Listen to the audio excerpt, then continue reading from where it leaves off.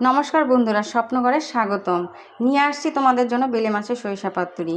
তো আমরা কিছু বেলে মাছ নিয়ে নিচ্ছি। এখন একটি ফ্রাই প্যানে কিছুটা তেল দিয়ে তাতে বেলে মাছগুলো একটা একটা করে ছেড়ে দেব। এরপরে বেলে মাছগুলো আমি ভেজে নেব।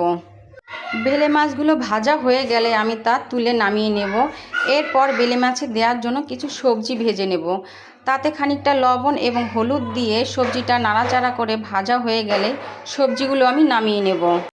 এরপর একটা কড়াইতে খানিকটা তেল দিয়ে তাতে সরিষা বাটা দিয়ে খানিকটা হলুদ গুঁড়ো এবং পরিমাণ মতো শুকনো মরিচের গুঁড়ো দিয়ে মশলাটা ভালোভাবে কষিয়ে নেব। কষানো হয়ে গেলে তাতে খানিকটা পরিমাণ জল দেব। এরপরে ভাজা সবজিগুলো আমি তাতে দিয়ে দেব। সবজিগুলো সিদ্ধ হয়ে গেলে এতে আমি মাছগুলো ছেড়ে দেব। কিছুক্ষণ জাল করে আমি উপরের থেকে সরিষার তেল দিয়ে রান্নাটা আমি নামিয়ে নেব। তো তৈরি হয়ে গেল আমার বেলে মাছের সরিষা।